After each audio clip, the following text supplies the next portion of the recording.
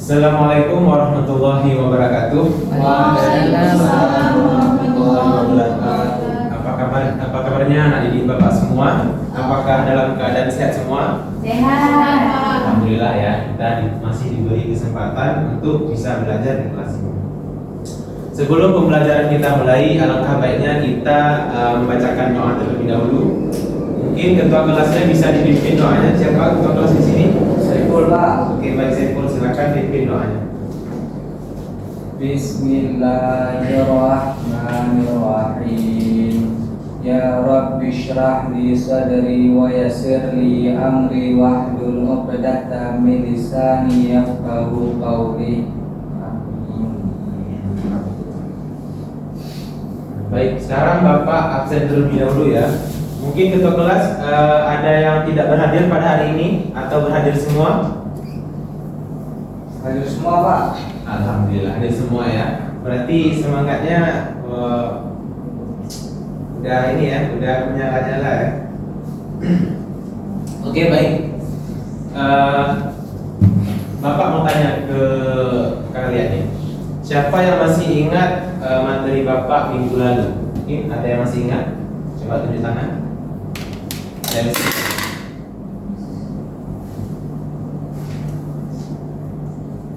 Sistem pernapasan. Ya benar, sistem pernapasan.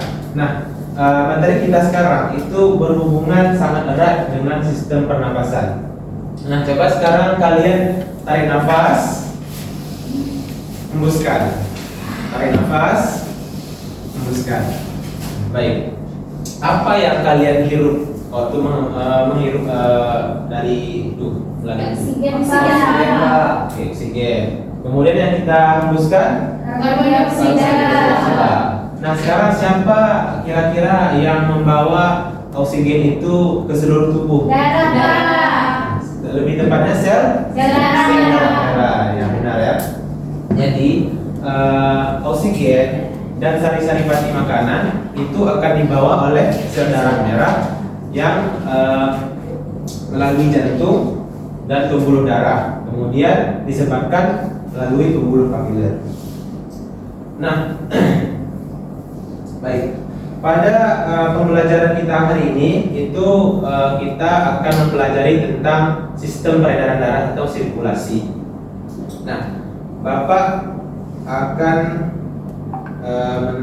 membacakan tujuan pembelajaran kita pada hari ini. Yang pertama itu siswa dapat menguraikan komponen dari darah. Kemudian siswa dapat menjelaskan sistem peredaran darah yang nantinya akan dipelajari di kelas ini. Nah, kemudian siswa juga dapat menguraikan penyakit atau gangguan yang ada pada sistem peredaran darah. Baik.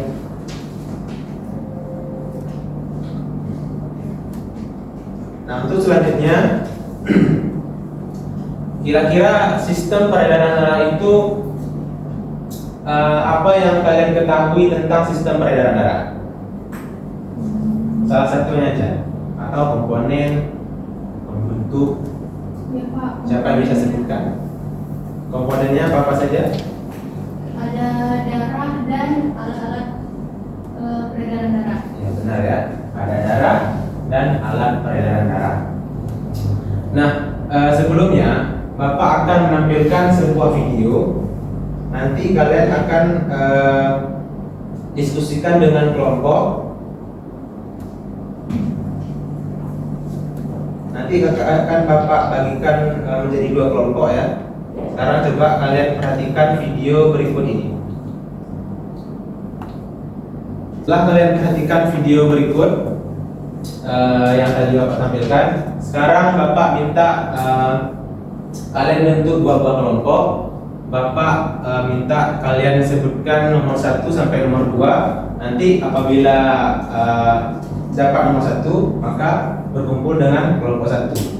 Kalau dapat nomor 2, nanti berkumpul dengan kelompok nomor 2. Silakan dari Febri. Silakan berhitung. 1, 2, 1, 2. 1, Ya, baik. Sekarang coba kelompok 1 mungkin bisa sebelah kanan Bapak berkumpul, kelompok 2 sebelah kiri Bapak. Silakan.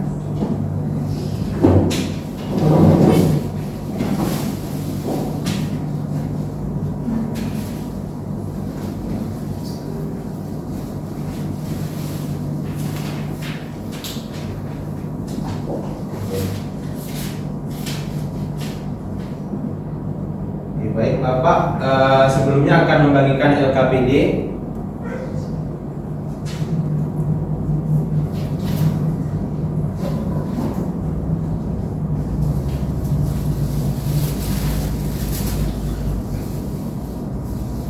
Nah, LKPD ini nanti akan kalian kerjakan.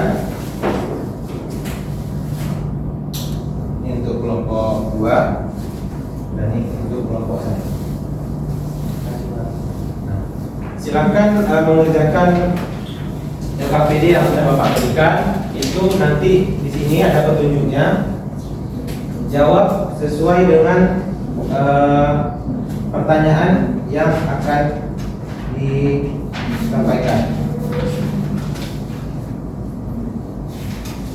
Nah, di sini ya. Di sini nanti ada permasalahan yang harus kalian pecahkan, diskusi kelompok. Kemudian di sini nanti kalian harus menjawab pertanyaan-pertanyaan yang ada di bawah. Nah, Bapak berikan waktu untuk menjawab LKPD itu sekitar 25 menit cukup? Pak. Oke, baik. Silakan kerjakan.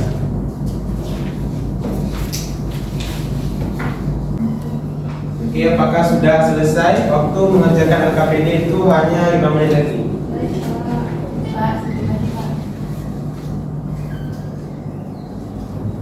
Ada yang kesulitan dalam menjawab LKPD? Yang ini bagaimana nih Pak? Yang ini. Kan ada tadi masalahnya tentang pembekuan darah. Jadi pembekuan darah itu apa yang menyebabkan pembekuan darah itu dapat terjadi pada manusia? Jadi nanti kan disebutnya hemofilia. Menyebabkan hemofilia itu darahnya super. Kelompok 1 ada yang ingin ditanyakan atau ada yang masih kurang paham?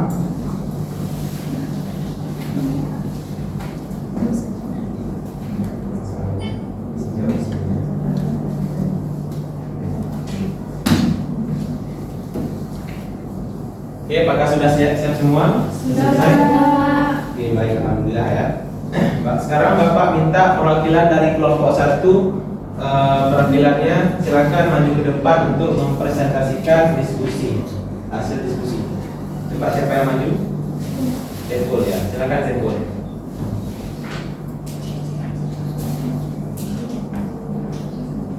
Baik, Assalamualaikum warahmatullahi wabarakatuh. Waalaikumsalam warahmatullahi wabarakatuh. Baiklah, jadi saya di sini sebagai perwakilan dari kelompok 1 akan mempresentasikan hasil diskusi dari kelompok 1, yaitu mengenai sistem peredaran darah. Nah, itulah presentasi dari kelompok 1, lebih dan kurang saya mohon maaf. Wassalamualaikum warahmatullahi wabarakatuh. Waalaikumsalam warahmatullahi wabarakatuh. Dihapus untuk Saiful. Nah, kemudian untuk kelompok 2, silakan siapa perwakilannya? Assalamualaikum warahmatullahi wabarakatuh. Waalaikumsalam warahmatullahi wabarakatuh. Kami dari kelompok 2 akan mempresentasikan hasil diskusi kami.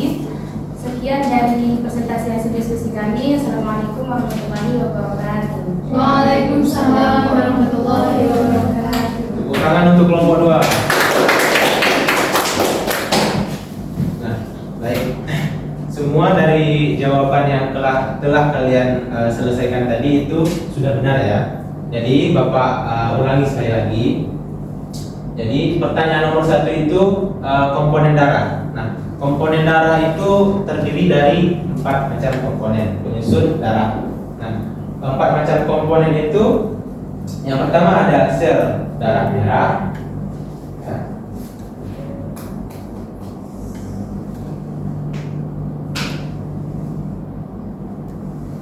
Sel darah merah atau eritrosit. kemudian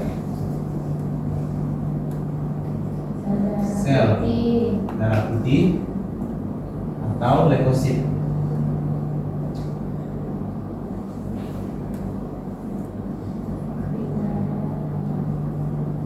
Trombosit atau keping darah. Dan plasma darah.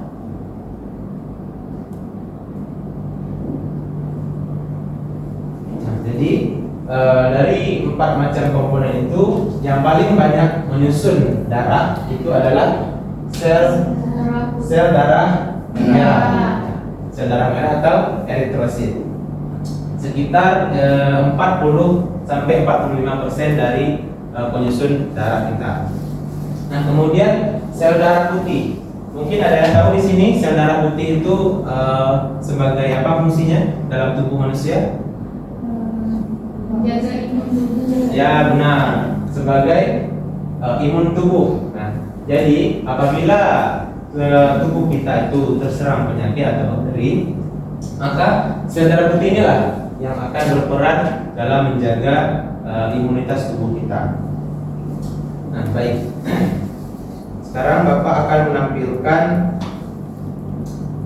PPT.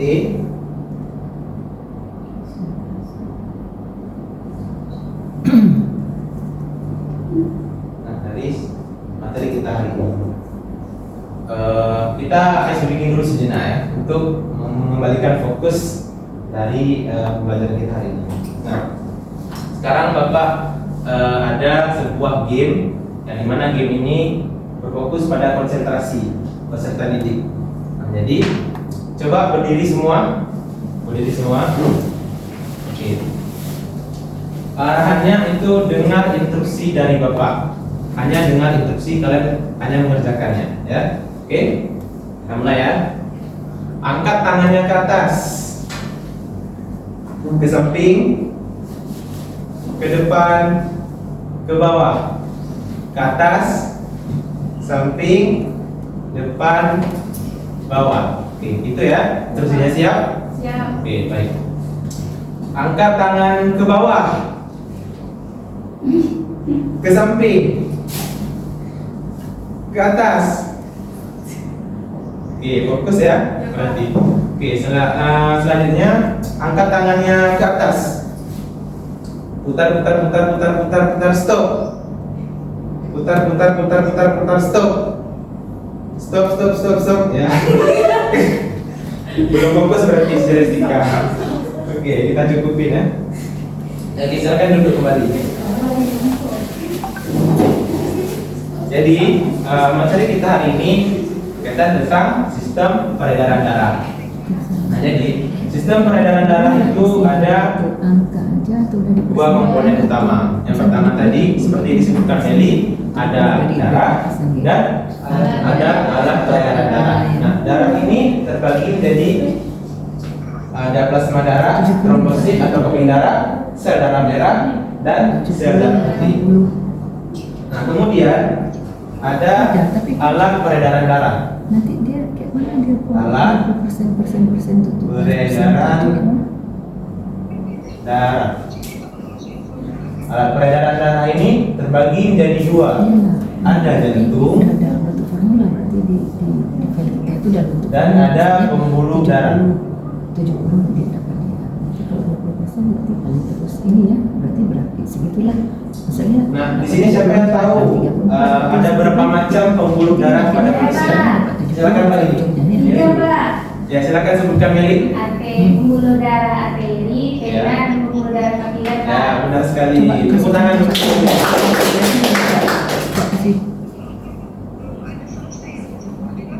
pertama ada Masuk. arteri, Coba kasih gini aja. kemudian Coba kasih vena, satu ceceknya aja. Nyalain dan satu kapiler. kan aja, satu ini aja, satu tambah itu aja. Oke. Oh, situ. Jadi arteri itu fungsinya untuk membawa atau dia mengandung sel darah yang kaya akan oksigen yang mengalirkan darah dari jantung mau lihat aja satu ke seluruh satu tubuh. nama satu Nah, mahasiswa kembali ke jantung. Kemudian vena. Vena ini fungsinya untuk mengalirkan darah yang minim oksigen. Itu peredarannya itu dari jantung menuju paru-paru dan kembali lagi ke jantung. Nah, sedangkan dari pembuluh kapiler itu fungsinya untuk menyebarkan darah ke seluruh tubuh.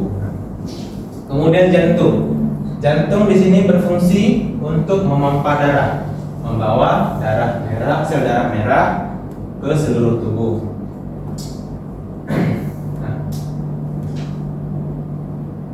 Kemudian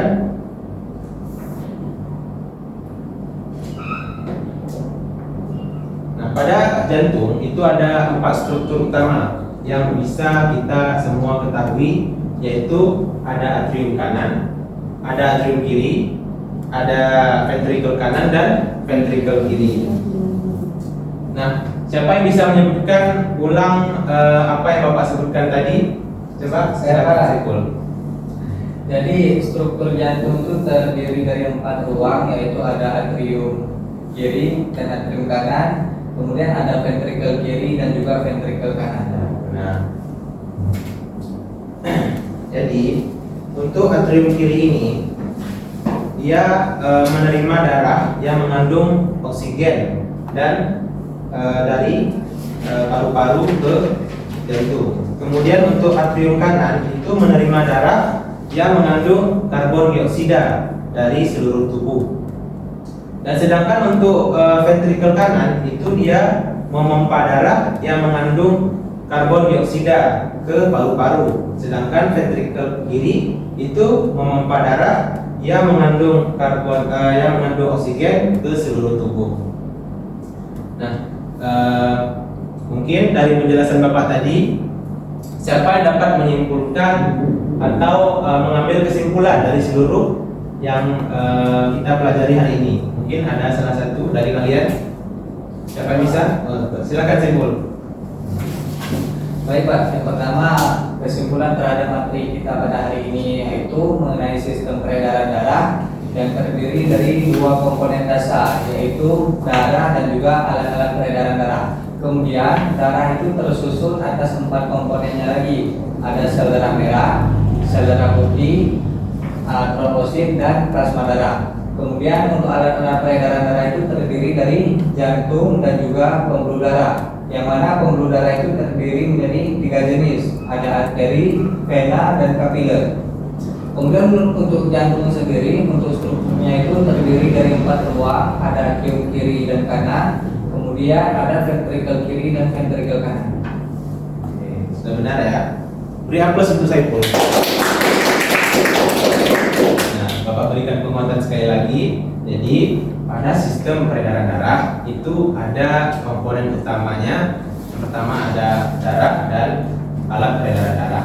Nah, alat peredaran darah seperti yang dikatakan Saiful tadi, ada jantung dan pembuluh darah. Nah, pembuluh darah terdiri ada beberapa macam juga. Ada yang namanya pembuluh vena, ada yang namanya pembuluh arteri, dan ada yang namanya pembuluh kapiler. Sedangkan untuk darah itu ada 4 komponen utama yang berfungsi menyusun darah. Ada plasma darah atau cairan darah, kemudian trombosit dan sel darah merah serta sel darah putih. Nah, dari keempat komponen itu juga memiliki fungsinya masing-masing.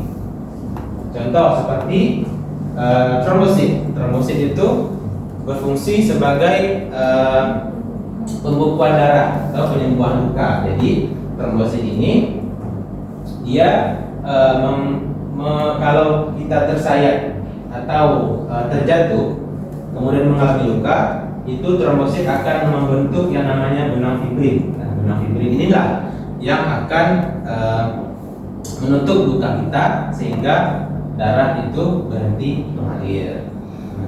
Baik. Sebelum pembelajaran kita padai, Bapak akan memberi tugas atau PR yang dikerjakan di rumah nantinya. Ini berupa soal ya. Soalnya ada di PowerPoint Bapak. Silakan dicatat. Sudah dicatat semua? Sudah, Pak. Baik, alhamdulillah. Nah, mungkin itu saja untuk materi kita pada hari ini. Untuk kedepannya bisa disingkatkan lagi semangat belajarnya. Dan Bapak mohon tugas yang sudah Bapak berikan PR tadi itu dikumpul ke kota kelas, kemudian kota kelas akan mengumpulkannya ke Bapak. Sebelum pembelajaran kita padai, alangkah baiknya kita berdoa terlebih dahulu. Silakan ketua kelas pimpin doanya. Bismillahirrahmanirrahim. Alhamdulillahirabbil alamin. Arrahmanirrahim. Maliki yaumiddin. Iyyaka na'budu wa iyyaka nasta'in. Ihdinas siratal mustaqim. Siratal ladzina an'amta 'alaihim ghairil maghdubi 'alaihim waladdallin. Amin. Mungkin hanya sekian pembelajaran kita hari ini. Semoga minggu depan datang semua ya, hadir semua ya. Minggu depan itu kita akan belajar tentang sistem pencernaan. Baik. Mungkin hanya ini yang dapat Bapak sampaikan. Billahi taufiq wal hidayah. Assalamualaikum warahmatullahi wabarakatuh. Waalaikumsalam. Waalaikumsalam warahmatullahi wabarakatuh.